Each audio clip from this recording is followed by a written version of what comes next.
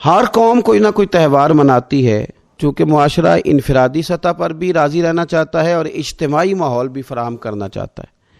قومیں بڑے بڑے تہوار مناتی ہیں، میلوں کا بندوبست کرتی ہیں، دن منائے جاتے ہیں۔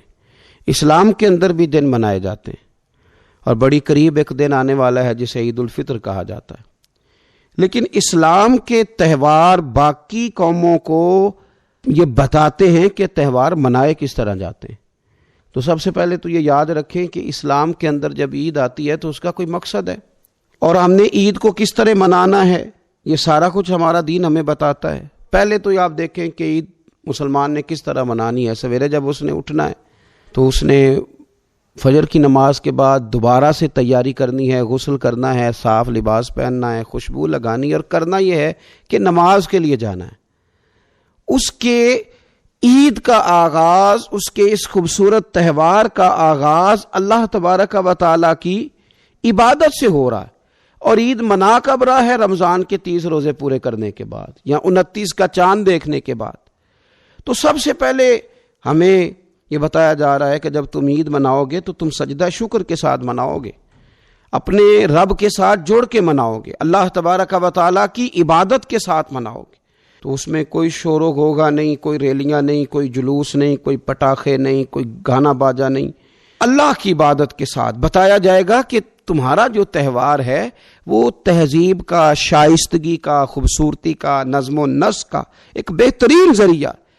تم بڑے راضی جب ہوگے تو پھر بھی تم اپنا ساری جھکاؤ گے رب کی بارگاہ میں، پھر بھی تم یہی کہو گے سبحان ربی العظیم، پھر بھی تم یہی کہو گے سبحان ربی الاعلی، پھر بھی تم اس کی بارگاہ میں جبین نیاز جھکاؤ گے۔ پہلی بات۔ دوسری بات، ہمیں پیغام عید یہ ہے کہ یہ جو تمہارے پاس عید کا دن آیا ہے یہ اجتماعیت کا دن ہے۔ آپ جب صف میں کھڑے ہوں گے نماز عید کے لیے تو کیا امیروں کی صفیں علیحدہ ہوں گی؟ غریبوں کی الگ ہوں گی؟ کیا پڑھے لکھوں کی الگ ہوں گی اور ان پڑھ لوگوں کی الگ ہوں گی؟ کیا قبیلوں کی الگ ہوں گی اور دوسرے قبیلے کی الگ ہوں گی؟ ایسا نہیں، ایک ہی صف میں کھڑے ہو گئے محمود و یاز، نہ کوئی بندہ رہا نہ کوئی بندہ نواز، صاحب و محتاج و غنی ایک ہوئے، اور تیری سرکار میں پہنچے تو سبھی ایک ہوئے۔ اجتماعیت کا اظہار ہے، اجتماعیت کا۔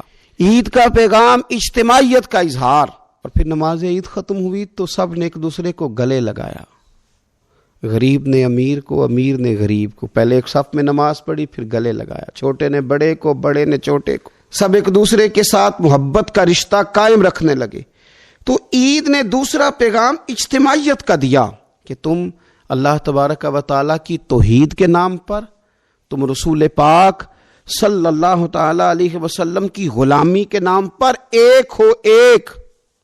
ہزاروں قومیں وجود میں آئیں دہر میں خشک و تر کے رشتے سے، پر ہم نے بنیاد دوستی رکھی یاد خیر البشر کے رشتے سے۔ اور اقبال کہنے لگے اپنی ملت پر قیاس اقوام مغرب سے نہ کر، خاص ہے ترکیب میں قوم رسول ہاشمی۔ یہ جو نماز پڑھ رہے ہیں اور بعد میں گلے مل رہے ہیں، ان کا ایک ہی تعارف ہے کہ یہ رسول ہاشمی کی قوم ہے۔ یہ تعارف اجتماعیت کا درس، پیار کا درس، مساوات کا درس، چھوٹے بڑے کے فرق کو ختم کرنے کا درس، امیر غریب کی تفریق مٹانے کا درس، اس کا نام عید ہے۔